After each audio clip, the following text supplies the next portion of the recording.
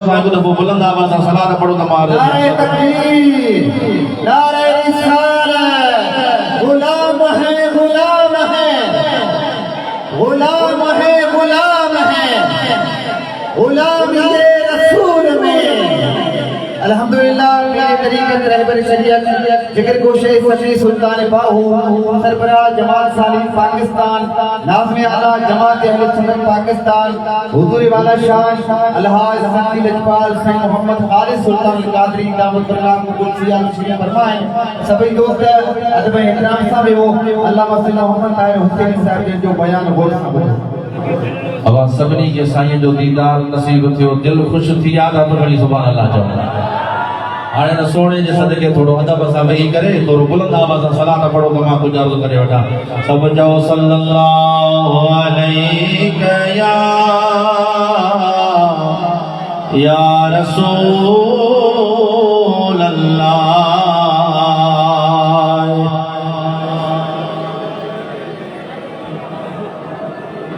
अल्हम्दुलिल्लाह अल्हम्दुलिल्लाह जवन था कुछ शर्मायो था अञा भी पढ़ो ना थोड़ो बुलंद आवाज़ सां पढ़ो सल्लल्लाहु अलैहि या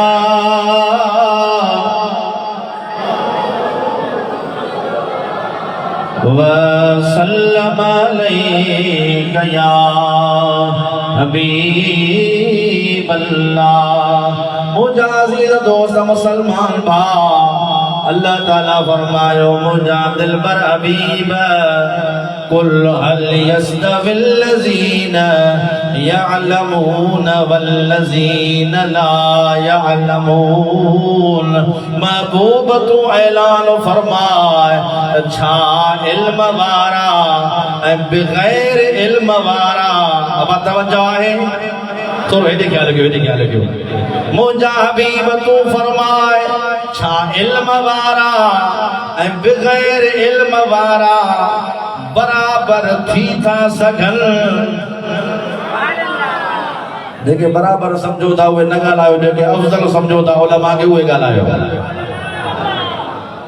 जियां कुरान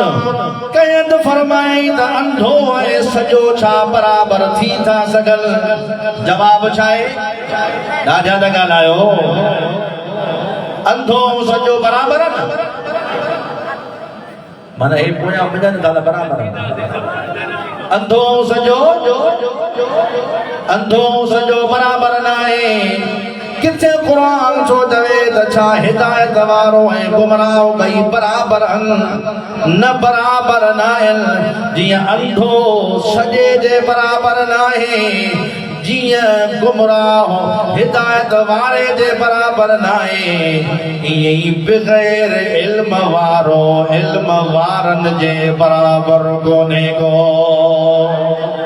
ओ मुझा अज़ीज़ दोस्त मुसलमान भा उलमा जो शान बुधाया दिलबर जी हदीस तो बुधाया। अल्लाह अकबर हिकड़े पासे का हिकड़ो मुसलमान अल्लाह जी राह में विढ़ंदे विढ़ंदे विढ़ंदे विढ़ंदे जख्म खाईंदे जिस्म तारत वहाईंदे तड़पी तड़पी रब जे हुजूर में जान ॾेई रहियो आ। शहीद बणजी थो वञे पियो, पर जॾहिं महशर जो ॾींहुं थींदो, क़यामत जो ॾींहुं थींदो, हिकड़े पासे खां शहीदनि जी कतार लॻल हूंदी। तवज्जो न आहे थोरो हेॾे ख्याल कयो। अल्लाह चला मदीने मोजी पहाड़ पटे या तव्हांजी पटे गुॾो थोरो तवज्जो त ॾियो। नारे तकबीर, नारे रिसालत, नारे तहकीक, नारे हैदरी, नारे गौसे आज़म सैयदी मुर्शिदी।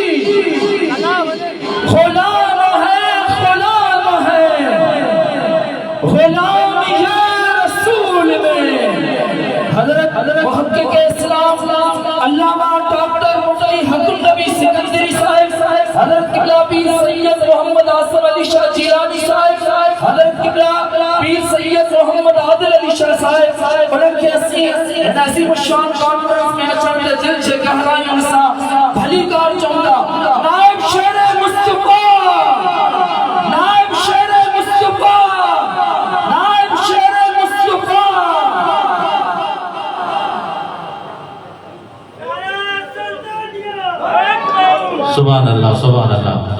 सब वेही रहो इंशाअल्लाह साईं क़िबला मुफ्ती साहब ईंदा उन्हनि जो बि दीदार थींदो उलमा सुलहा सभिनी जो दीदार में दवा कयो बस ये हदीस पाक थोरो ॿुधो तवज्जो सब वेही रहो मोहब्बत सां वेही रहो सब वेही रहो बाबा अब तवज्जो आहे थोरो सुभान अल्लाह जो आवाज़ थोरो सुभान अल्लाह जो आवाज़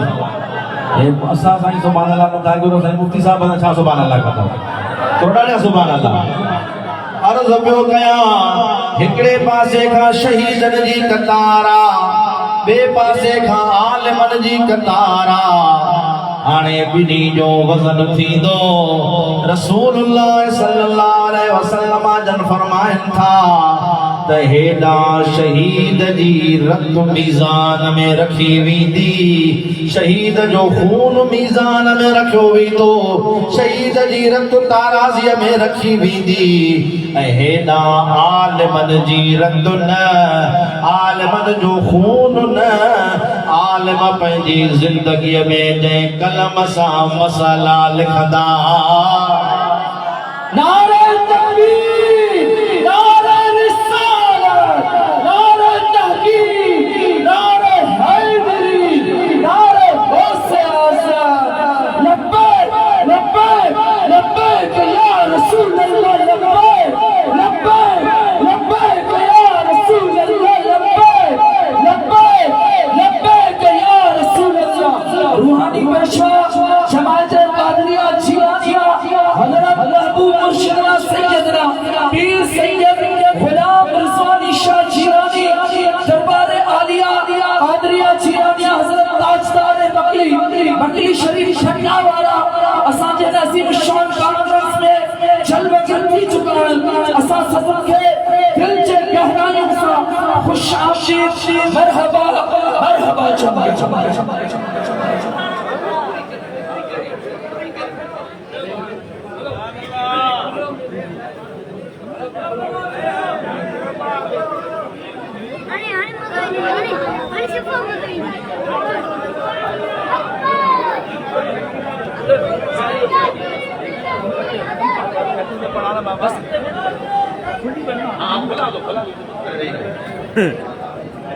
अब सब हेठि वेही रहो थोरो सुभान अल्लाह जो आवाज़ हे मुंहिंजा 10 मिंट त नारनि में हलिया विया तव्हां में त बि कोन था ॻाल्हायो थोरो सोणनि जो दीदार मज़ो ॾिए थो न लुत्फ़ ॾिए थो न हे साईं शफ़ीक़ अहमद जो महिरबानियुनि जो हर बाग़ जो गुल हिते आंदो आहे अल्हम्दुलिल्लाह हिन स्टेज ते कादरी सिलसिले जी ख़ुशबू बि नज़र ईंदव थोरो सुभान अल्लाह त चओ न नक्शबंदी सिलसिले जी भी खुशबू नजर ईंदव चिश्ती सोहरवर्दी सिलसिले जी भी खुशबू नजर ईंदव अब सब वेही रहो महिरबानी करे सब वेही रहो हाणे मुंहिंजा त 10 मिंट हलिया विया हाणे तव्हांजी छा राय आहे हाणे 5 मिंट के मुफ्ती साहब जे सदके ॾियो चओ ॾियो था पिया छॾे ॾियो साईं मसौद खे छॾे ॾियो तव्हां ॼाणियो मां ॼाणिया 5 मिंट साईं क़िबला मुफ्ती साहब जे सदके 5 मिंट साईं गुलाम रिज़वानी जे सदके आहे न बाबा हाँ थोरो सलाह त बुलंद आवाज़ सां पढ़ो त नाती सखां ॻाल्हि शुरू कयां सब चओ सल्लल्लाहु अलैहि या दादा या रसूल अल्लाह व सल्लम अलैका या हबीब अल्लाह बुलंद आवाज़ सां सल्लल्लाहु अलैका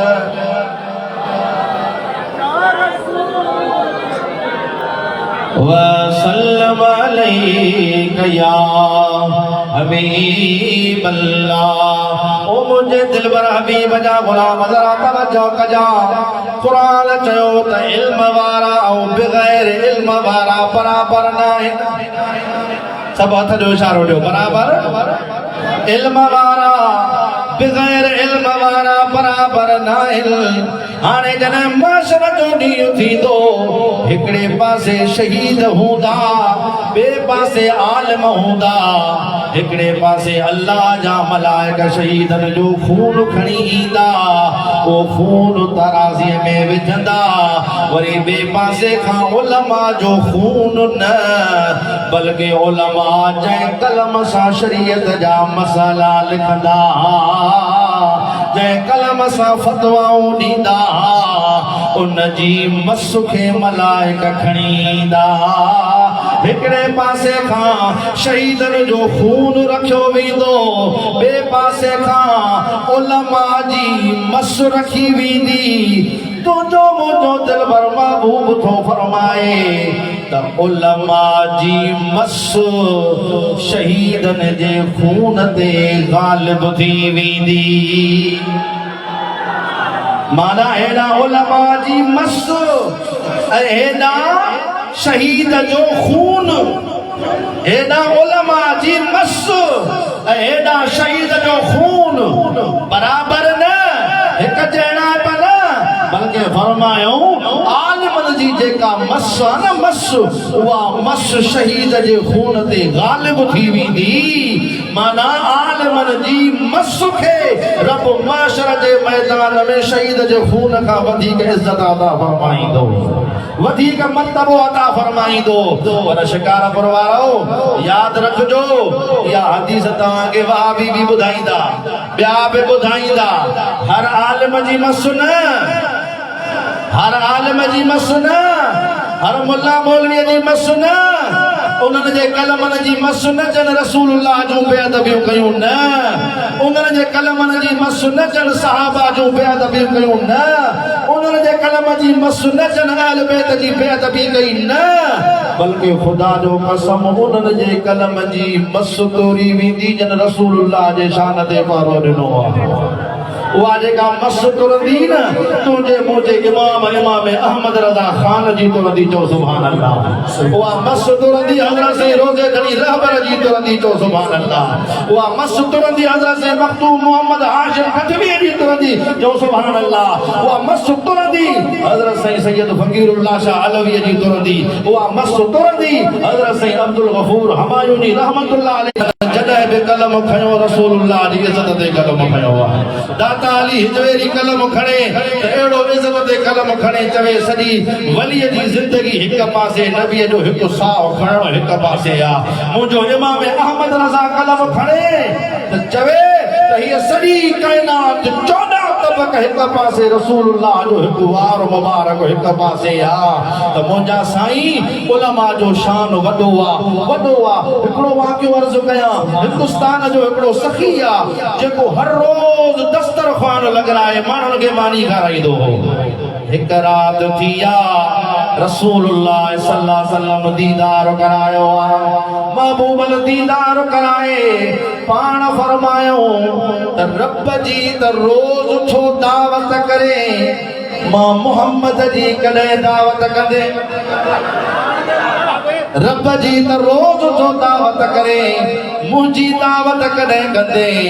हे सखी परेशान थी उथियो आहे आलिमनि ॾे आयो आहे चवण लॻो त बाबा ए अजीब ख्वाब ॾिठो आहे रब त खाइण खां पाक आहे पीअण खां पाक आहे मां कीअं थो रब खे खाराए सघां हालांकि खाराईंदड़ अल्लाह आहे पर ख्वाब में रसूलुल्लाह खे ॾिठो आहे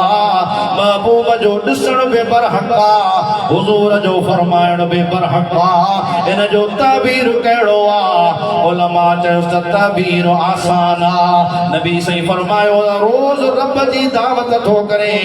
इन जो मतिलबु आहे त तूं रोज़ जेको फ़क़ीरनि खे मानी खाराईंदो आहे मिस्कीननि खे मानी खाराईंदो आहे ग़रीबनि खे खाराईंदो आहे इहो अल्लाह कारण खाराईंदो आहे माना सम्झ या रब जी तूं दावत करे रहियो आहे छो त रब जे करे छो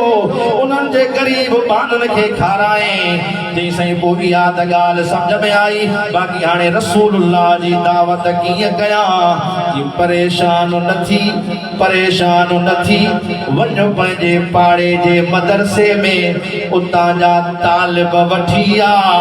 उन्हनि खे विहारे खाराए ॼणो तो रसूलुल्लाह जी दावत कई आहे वो नहीं गयो बरसा वयो हिकिड़े मदरसे में तालिब वठी करे आयो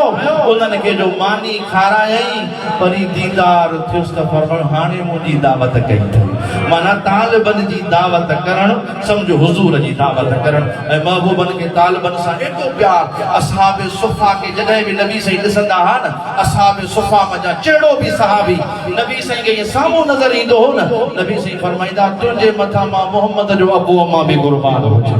असहाब सुफ़ा मां चेड़ो बि सहाबी हुजे त मुंहिंजा अज़ीज़ दोस्त मुसलमान भाउ इहे जेके बाग आहिनि न बाग इहे जन्नत जा बाग आहिनि अल्हम्दुलिल्लाह हज़रत साईं क़िबला मुफ्ती मोहम्मद नसरुल्लाह क़ादरी चओ रहमतुल्लाह तआला अलैह साईं बि अहिड़ो बाग पोखियो जो अल्हम्दुलिल्लाह अल्हम्दुलिल्लाह उन जे बाग जी खुशबू ख़त्म कोन थी आहे उन जा गुल मुरझाइजी कोन विया आहिनि अल्हम्दुलिल्लाह ॾींहों ॾींहुं उहो बाग वधंदो पियो वञे ॾींहों ॾींहुं उहो बाग वधंदो पियो वञे त तव्हां असांखे बि ज़रूरत आहे त असां बि इन बाग जी खुशबू हासिल कयूं पंहिंजी औलाद मदरसनि में छॾियूं उलमा सां वाबस्ता रहूं अल्लाह साईं खां दुआ त अल्लाह ताला मुंहिंजो चवणु अवां जो ॿुधणु क़बूल मंज़ूर फरमाए व आख़िर दावाना अल्हम्दुलिल्लाह सदक़ल्लाह ही हुआ मुफ्ती मोहम्मद ताहिर हुसैनी साहिब दौराने खिताब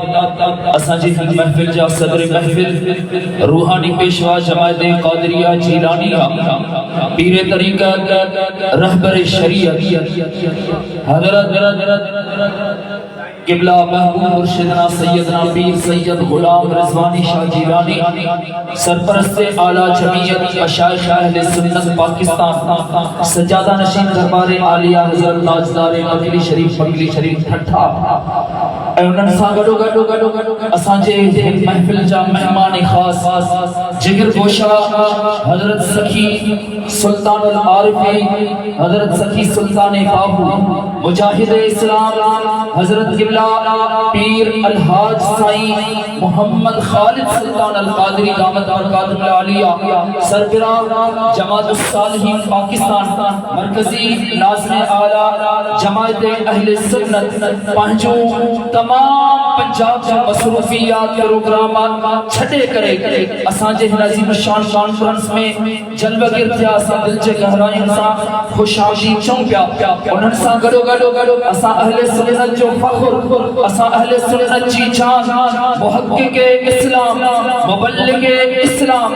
नाइब शेर मुस्तफ़ा जानशीन सुल्तानुल वाइज़ीन हज़रत अल्लामा क़िबला डॉक्टर मुफ्ती हक़ुल नबी सिकंदरी साहिब शाहपुर जाकर खां उन्हनि सां गॾो पीर तरीक़त रहबर शरीयत हज़रत क़िबला पीर सैयद मोहम्मद आसिम अली शाह जीलानी दरगाह आलिया रानीपुर शरीफ का पीर तरीक़त हज़रत क़िबला पीर सैयद मोहम्मद आदिल अली शाह जीलानी दरबार आलिया